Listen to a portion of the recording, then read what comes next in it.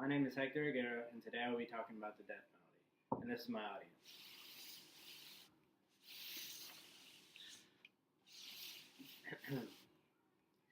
In the world today, the death penalty is still used often. We still hang, electrocute, shoot, use lethal injection, and use lethal gas to murder them. Do you find this morally correct? To punish others for their crimes by murdering them? Is an eye for an eye acceptable in the world today? What is the benefit of having the death penalty in the United States? The death penalty is very costly and should be viewed as a crime. It does not make criminals stop murdering, and it seems to encourage crime. First, the death penalty does not stop criminals from committing the crimes that they put them on death row.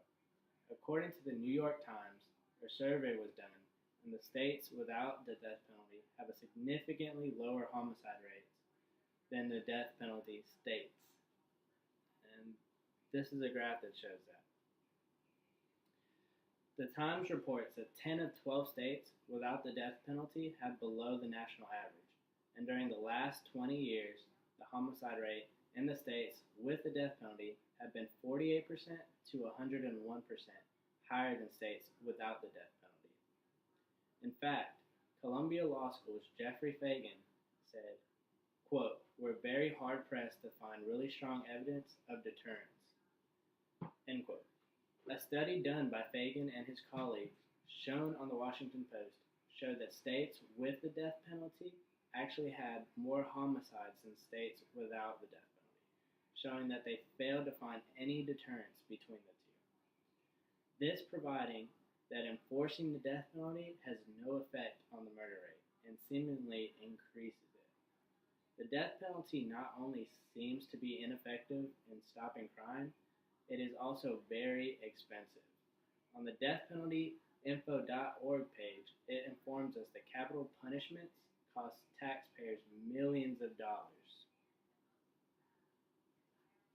A study done by Lewis and Clark School and Seattle University examined that the cost of murder cases and concluding that, quote, "maintaining the death penalty incurs a significant financial burden on Oregon's taxpayers," end quote, which is a study done just in the state of Oregon.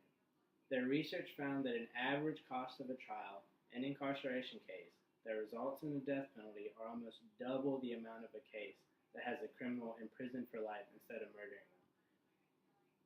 To give you an example with numbers so you can wrap your mind around it a bit better, according to deathpenaltyinfo.org, cases without the death penalty cost about $740,000, which is a lot already, while cases that seek out the death penalty cost roughly $1.26 million. That's not even all of it. Maintaining these prisoners on death row costs us an extra $90,000 per year rather than having them put in general population. Who pays for this, you may ask? We do. Is this really something we want to continue spending our tax dollars on? The LA Times reportedly stated that, quote, "the state of California has paid $5 billion on the execution of just 13 people in about 40 years. Now, I don't know about everyone else, but I would have much rather save that money than spend on someone else's execution." And lastly, you can argue that having the death penalty in use can actually encourage murder rates. The Chicago Tribune spoke on 3 points. An essay written by Gary W. Potter of the Department of Justice and Police Studies at Eastern Kentucky University called, quote, "Cost, Deterrence, Incapacitation, Brutalization, and the Death Penalty, the Scientific Method," end quote. Point number 1 was, quote, "execution desensitizes the immortality of killing." Point number 2, "the state legitimizes the notion that vengeance for the past misdeeds is acceptable," end quote. Lastly, point number 3, quote, "executions have an imitation effect where people actually follow the example set by the state," meaning that people think the government can kill its enemies. Why can't we? The points made by specialists in the field cannot be a coincidence. Looking at his first point, By using the death penalty, we are making people feel accustomed to the act of killing and murder, something no one should feel is ever okay. The second point, the government is saying that killing somebody for doing the wrong thing is right. I guess the phrase two wrongs don't make a right doesn't apply to them, huh? This point is the definition of the term vengeance, and it's implying that vengeance is okay. And lastly, the third point is the imitation effect. If we are seeing the government kill its enemies, then why couldn't someone else do it? The whole idea of the death penalty definitely has a negative connotation and is affecting the way we are thinking today. We have literally been brainwashed to think that murder is an acceptable punishment for wrongdoings, like we still live in the old ages. Is it time for a change and for the United States to abolish these archaic punishments and habits?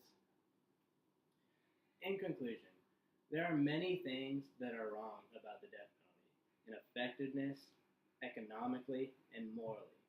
Why we continue something that doesn't stop violence from happening and adds more? Beyond me. It costs us millions of dollars to keep executing prisoners rather than just keeping them locked away, where they will do no harm. How much money we could save by just keeping them locked away for life is too much for us not to care.